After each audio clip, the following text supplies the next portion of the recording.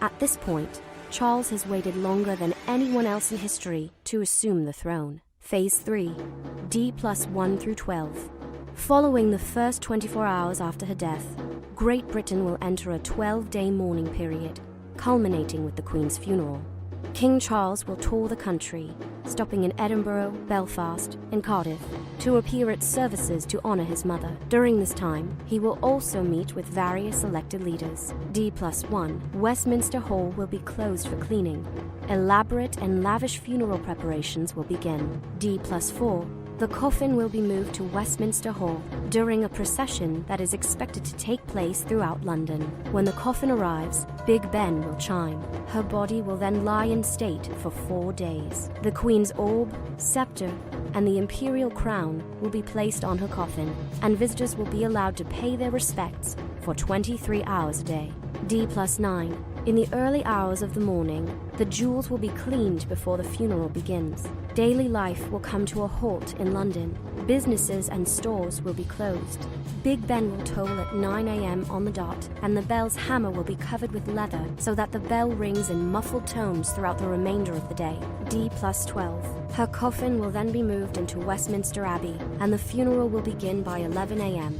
While the media will be allowed to film the services, the faces of the royals will not be shown during prayers. After the funeral, the same carriage that carried her father will return her body to her final resting place at Windsor Castle. It's an understatement to say the Queen's death will mean huge changes for the House of Windsor. As previously mentioned, Prince Charles will become king. So what happens to Camilla? Most royal experts believe that the Queen's death will technically make Camilla the Queen consort, but any speculation about her title is just that. King Charles will ultimately make that official decision. The Queen's death will move Charles's eldest son, Prince William, the Duke of Cambridge, up in the line of succession to heir apparent. After that, William's 3 children will fill the line in their birth order. This includes his daughter. Thanks to a 2011 vote by the British Commonwealth, Princess Charlotte will be second in line, following her big brother George. So what does this mean for Prince Harry, Charles's youngest? Back in 2013, before the Duke and Duchess of Cambridge had children, Prince Harry was 3rd in line to the throne. Now, Prince Harry is 6th, followed by any children he and Meghan Markle may have. Enfolded by the landscape she loved, the Queen has lain in the ballroom of Balmoral since her death. But soon her journey must begin away from the place she loved most on earth. Tomorrow her coffin will travel from Balmoral Castle to Edinburgh and the Palace of Holyrood House. Staff there will be able to pay their respects. So in the Scottish capital today, they are preparing for what comes next.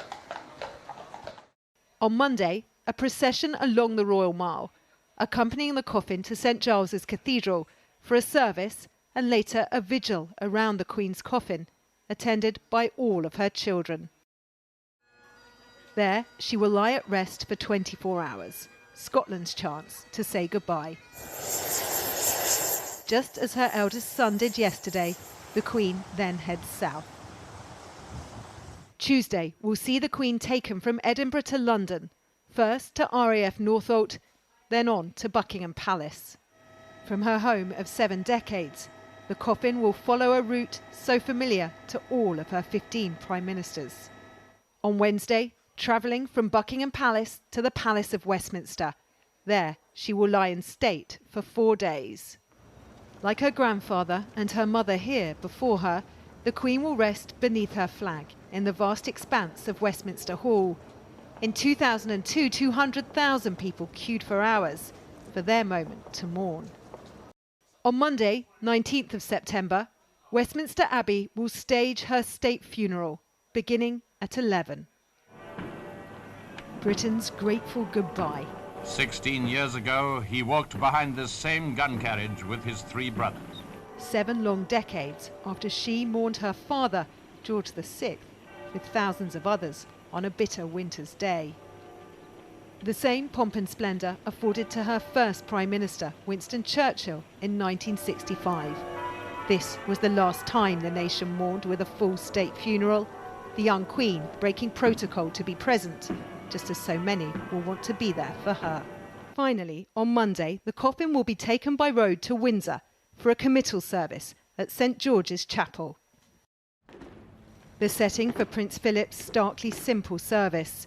Who can forget how our late Queen sat there alone to mourn him? And it will be there, in a private burial, that they'll be reunited, after a lifetime of service, in death, together again.